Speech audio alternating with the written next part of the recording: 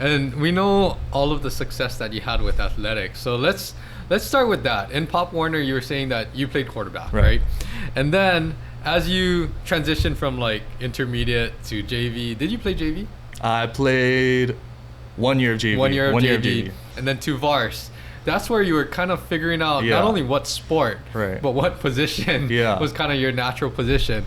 Let's talk about that a little bit. So growing up, you also played baseball and basketball, right? Right. Was that ever any of your passion or your interest? I mean, basketball, I was so bad at basketball. That's like the one sport, like even at the park, if I went to play, I'm like, you know what, guys, I'm all right. I'll just rebound and jump around and act like I'm doing something. But I'm actually terrible at basketball.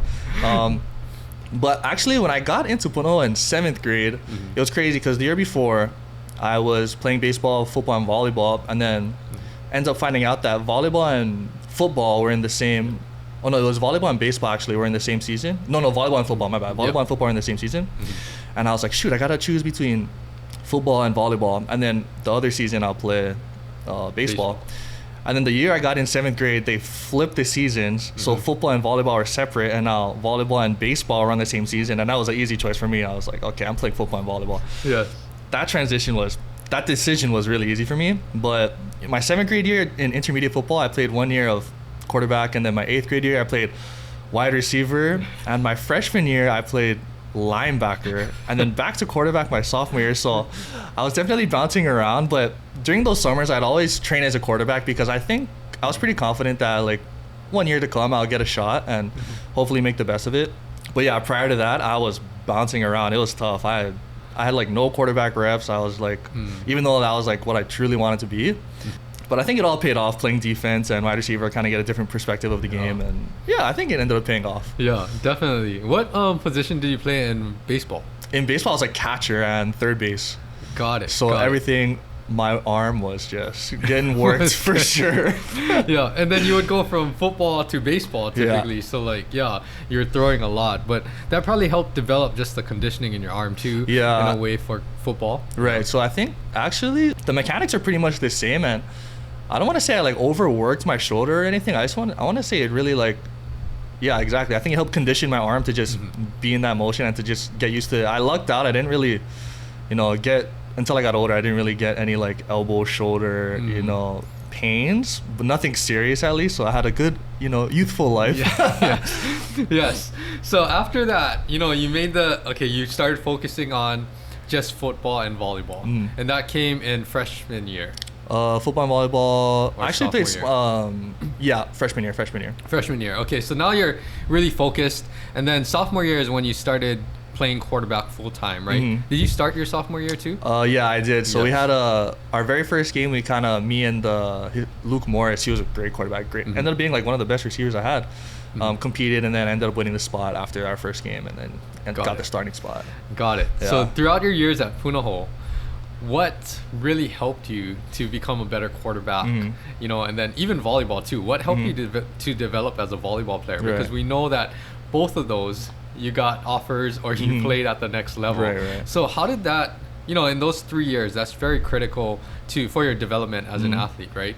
Was there anything that really helped your progression? Yeah, I think honestly for both of them, I'm not a very like, all my teammates will say that too. I'm not really a vocal player. Like, I mean, if we need the extra push, and I'll talk a little bit, but most of the time I'm not really vocal. So I think a lot of my skill and a lot of my development came from just listening. So I'm like very like visual. I like watching games. I like seeing what people do, like what you're not supposed to do. So I'm very like critical of the game, I want to say. Like, I'm a very critical thinker when it comes to that. Like, I'm just I watch a lot of people, and then I try to put that into my own game, people that I like, and I'm like, okay, well, this guy made a mistake like this, so let's try and avoid that. I mean, what's working for him maybe might not work for me. So I kind of like incorporate players that I like to see, like to watch football or volleyball. Like, I like Tom Brady a lot. So got it. I was just gonna ask you what kind of players did you emulate? I like Tom Brady because I actually there's a guy named Tom Martinez. He used to go for his throwing mechanics. Okay. And I went to that same guy every summer. I went to his camp every summer, and that's kind of like, I ended up having a good relationship with him actually before he passed. So every summer between football season, I'd go and stay at his house for like maybe a month or so, and I just like every day work on mechanics, and he was really good because he's very technical, and I'm like growing up playing football and volleyball, like my volleyball coaches are super technical with like one step, like 6 inches this way, you know, we pass the volleyball on his forehead, we don't want it anywhere else, like so being technical, I was really used to it. But yeah, overall I'm just like, I need people to tell me like tell me what to do. Like I can't like freestyle it. I have to listen, and I like watching what other people do. Like I never really like had I don't want to say I had like my own game. Like everyone has like their own style, I want to say, but like for me, I never really had my own style. I kind of just took other people's style and then kind of made it into my own and used what worked for me. That's really interesting, and I like that you're sharing this because every athlete is different, right? Yeah.